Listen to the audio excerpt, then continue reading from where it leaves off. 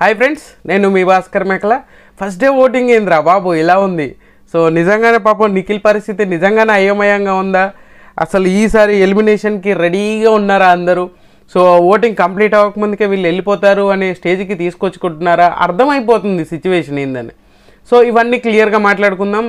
ఖచ్చితంగా వీడియో ముందు చూస్తున్నట్లయితే, ఫస్ట్ టైం చూస్తున్నట్లయితే సబ్స్క్రైబ్ చేసుకోండి, ఒక లైక్ వేసుకొని వీడియోలోకి వెళ్ళండి, వీడియో ఎండ్ వరకు చూడండి మర్చిపోకుండా. సో ఫస్ట్గా ఓటింగ్ ఏంటి అని అంటే, విష్ణుప్రియ అండ్ నిఖిల్ వీళ్ళిద్దరు మధ్యన తగ్గాఫార్ నడుస్తుంది. బుల్లెట్ లాగా దూసుకొస్తుంది అబ్బా నిజంగా విష్ణుప్రియ. ఈ రేంజ్ ఓటింగ్ అనేది అంటే నిఖిల్ ఉన్నాక కూడా, ఎందుకంటే నిఖిల్కి ఆల్మోస్ట్ అమర్ ఫ్యాన్స్ సపోర్ట్ చేస్తారు.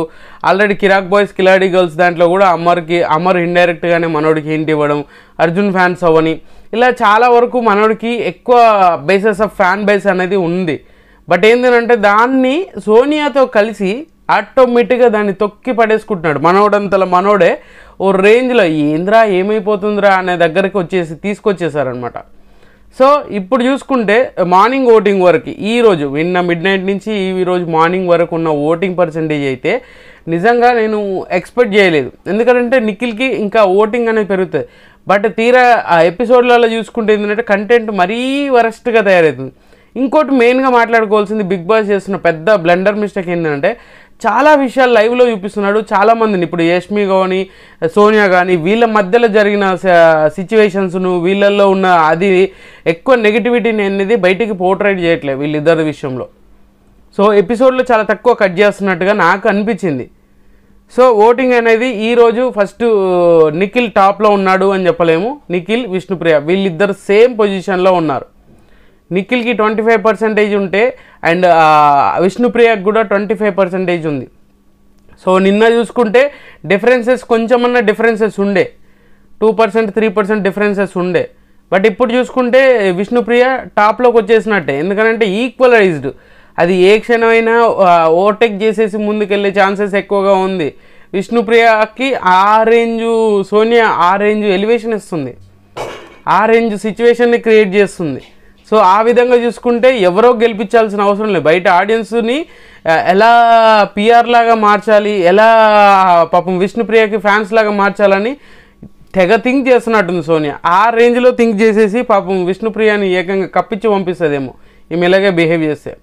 బట్ ఏంటంటే ఇప్పటికున్న పరిస్థితుల వల్ల ఇద్దరికి ఈక్వల్ ఉన్న ఏ క్షణమైనా విష్ణుప్రియ ఒక అడుగు ముందుకేసే ఛాన్సెస్ ఎక్కువగా ఉంది. బట్ ఇంకొకటి చెప్పుకోవాల్సింది ఏంటి అని అంటే, వీళ్ళిద్దరే ఈ పొజిషన్లో ఉంటే మిగతా వాళ్ళ పరిస్థితి ఏంది? మిగతా వాళ్ళందరూ ఓటింగ్ పర్సెంటేజ్ ఆల్మోస్ట్ 25 అంటే ఆల్మోస్ట్ 50% వీళ్ళే తీసుకున్నారు. మిగతా 6 మెంబర్స్ పరిస్థితి ఏంది? ఎలిమినేషన్ ఈసారి చాలా క్లారిటీగా వచ్చేసేటట్టుంది. నాకు తెలిసి రేపటికల్లా ఒక కొలిక్ వచ్చేస్తుంది, వీళ్ళు ఎలిమినేట్ అయిపోతారు అనే స్టేజ్కి తీసుకొస్తారేమో. సో బట్ ఏంటంటే కొంతమందికి గేమ్ ఆడినా, కంటెంట్ ఇచ్చినా కానీ ఓటింగ్ అనేది పెరగట్లేదు. కొంతమందికి ఏమీ ఆడకపోయినా కూడా, ఎక్కువ స్క్రీన్ స్పేస్ కనిపించకపోయినా కూడా ఓటింగ్ అనేది పెరుగుతూ ఉంది. సో విష్ణుప్రియ అండ్ నిఖిల్ వీళ్ళిద్దరికి 25% తోటి టాప్లో ఉన్నారు. తర్వాత పొజిషన్ వచ్చేసరికి మణికంఠ ఉన్నాడు. మణికంఠకి 12%, 14% నిన్న ప్రీ ఓటింగ్లో మనోడిని చూసుకుంటే, ఇప్పుడు చూసుకునేసరికి ఏంటి అంటే 12% ఓటింగ్ అయితే ఉంది మనోడికి. అయినా కూడా బెటరే, ఎందుకనంటే మనోడిది నిజంగానే పెద్ద అంత ఎఫెక్టివ్గా ఒక కంటెస్టెంట్ ఉన్నాడు. ఆ కంటెస్టెంట్ నుంచి మనం ఇది ఎక్స్పెక్ట్ చేయొచ్చు, ఓ ఎంటర్టైన్మెంటా, ఓ టాస్కా, ఓ సీరియస్నెస్సా, ఏదో ఒకటి ఎక్స్పెక్ట్ చేయొచ్చు. కానీ మణికంఠ దగ్గర నుంచి మనం ఏది ఎక్స్పెక్ట్ చేయకూడదు. ఓన్లీ ఓట్లు వేసే పరిస్థితిలో ఉన్నాడంట. ఓట్లు వేస్తే సరిపోతుంది అంతే, ఏమీ చేయడు మనోడు, ఏం చేయడు, మంచిగానే ఖాళీగా ఉంటాడు, 2 ముచ్చట్లు చెప్తాడు, అంతే అయిపోతుంది. బట్ ఏదైనా అట్లీస్ట్ ఒక స్మార్ట్ ప్లే ఏదైనా చేస్తాడంటే ఏది లేదు. పాపం నిఖిల్ ఏంటి అని అంటే ఇటు సోనియా అటు మణికంఠ ఇద్దరిని తెచ్చుకుని టాస్క్లో ఆయన జడగొడుతూ ఉంటాడు. ఈ గేమ్లో ఈయన పర్సనల్గా ఈయన హౌస్లో ఉన్నప్పుడు ఈయన పరిస్థితి ఆమె జడగొడుతూ ఉంటుంది. ఇలా తయారైపోయింది, ముందు నొయ్యి వెనక గొయ్యి అన్నట్టు ఉంటుంది చూసినావా, ఆ విధంగా తయారైంది మన నిఖిల్ పరిస్థితి. తర్వాత పొజిషన్ వచ్చేసరికి నైనిక ఉంది. నైనిక 10% ఓటింగ్ తోటి ఉంది. అండ్ నైనికకి శేఖర్ భాష వీళ్ళిద్దరికి కూడా సేమ్ అనమాట, 10% తోటి వీళ్ళిద్దరు కూడా ఈక్వల్గా ఉన్నారు. ఒకరు ఎక్కువ ఒకరు తక్కువ అనేది ఏం లేదు, ఇద్దరికి మ్యాక్సిమం ఈక్వల్ ఓట్స్ అనేది ఎక్కువగా పడుతూ ఉన్నది. అండ్ శేఖర్ భాష నిన్న ఏదైతే సంచాలక టాస్క్ చేశాడో అండ్ లెమన్ పిజ్జా లైవ్లో జరిగింది ఎపిసోడ్లో చాలా డీలే వస్తుంది, బాగా లేట్గా వస్తుంది. సో ఏదైతే ఉందో ఆ దాంట్లో మనోడు నిజంగానే కంప్లీట్గా ఫెయిల్యూర్ అయిపోయాడు టాస్క్లో. అయితే దాంట్లో కూడా ఎంటర్టైన్మెంట్ చేయాలనుకున్నాడు, దాన్ని కూడా ఇంకొక ఏమంటారు మళ్ళీ గేమ్ పెడదాం అనుకుంటున్నాడు. అసలు ఏంటంటే ఒక స్టాండ్ తీసుకొని ఉండట్లే. ఇప్పుడు నిజంగా ఇది జరిగిందా ఇక్కడతోటి ఇది కరెక్ట్, నేను చెప్పిన రూల్ ఇదే ఫాస్ అవ్వాలి, ఇదే కింద తగిలిందా డిస్క్వాలిఫై. బిగ్ బాస్ ఆల్రెడీ రాశాడు, ఒక్కసారి కింద తగలడము కానీ కింద పెట్టడం కానీ, కింద పెట్టడం అని అంటే కింద తగిలినా ఖచ్చితంగా డిస్క్వాలిఫై. ఆ విధంగా చూసుకుంటే అందరూ పెట్టారు, బట్ ముందుగా పెట్టింది మాత్రం మన నిఖిల్ వాళ్ళు పెట్టారు, తర్వాత యష్మి వాళ్ళు కూడా పెట్టారు, ఆ తర్వాత వీళ్ళు నైనికా వాళ్ళు పెట్టారనమాట. ఈ విధంగా చూసుకుంటే సంచాలకుగా మనోడు శేఖర్ భాష అయితే కంప్లీట్గా ఫెయిల్యూర్ అనే చెప్పుకోవచ్చు. నాకు తెలిసినంత వరకు మ్యాక్సిమం ఇదే కన్ఫామ్గా మనోడు దాని సంచాలకుగా అయితే కరెక్ట్గా చేయలేదు అనేది నాకు పర్సనల్గా అనిపించింది. మీకేమనిపించింది కింద కామెంట్ చేయండి. అండ్ తర్వాత పొజిషన్ వచ్చేసరికి సీత ఉంది.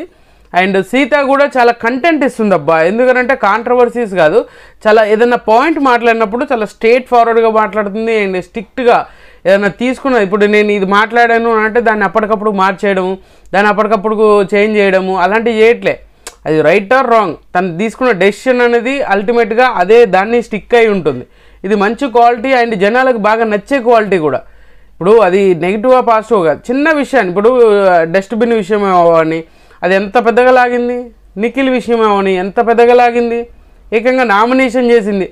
అంటే ఆమె చెప్పేది కూడా పదే పదే జనాలకు చెప్పేది కూడా ఏంటి, ఏదైతే మనము చెప్తున్నామో నేను ఏదైతే మాట్లాడుతున్నానో అది నీకు తప్ప అయి ఉండొచ్చు కానీ నాకు రైట్ అయి ఉండొచ్చు, నేను తప్ప రైటా కాదు, నేను మాట్లాడింది ఎంతమంది ఉన్నా కూడా నేను దాని మీదే డిఫెండ్ చేసుకుంటూ ఉంటా, దాని మీదే స్టిక్ అయి ఉంటా అని చెప్తుంది. సో అది కొన్ని విషయాల్లో నెగిటివ్ అవ్వచ్చు, కొన్ని విషయాల్లో పాజిటివ్ అవ్వచ్చు, బట్ యాటిట్యూడ్ అనేది మారకుండా ఉంటే ఈమెకు చాలా ప్లస్ అయ్యే ఛాన్సెస్ ఎక్కువగా ఉంటుంది అనమాట. ఆ యాటిట్యూడ్ మెయిన్ ఇంపార్టెంట్, అది మాత్రం కంట్రోల్ చేసుకోవాలి. అది కరెక్ట్గా మెయింటైన్ చేయగలిగితే ఈమె చాలా మంచి స్ట్రాంగ్ కంటెంటర్ అవుతుంది. 7% ఓటింగ్.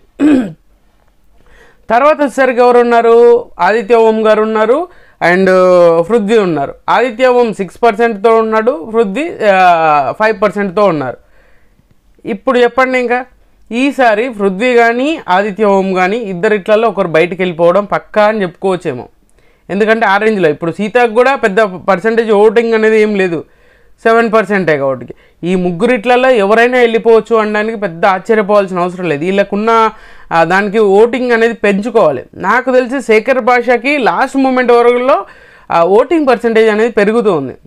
సో పృథ్వీకి పెరగట్లేదు, సీతకు కూడా కష్టమే. ఎందుకంటే సీతకు కూడా ఎక్కువ ఫ్యాన్ బేస్ అనేది ఉన్నా కూడా ఎక్కువ మంది ఓటింగ్ అనేది వేయలేకపోతున్నారా, లేదంటే సపోర్టర్స్. నేను చాలా సోషల్ మీడియాలలో మనం చూస్తూ ఉంటాం కాబట్టి ఎక్కడ కూడా సోషల్ మీడియాలో పోస్ట్ చేయడం కానీ చాలా వరకు తగ్గించారు.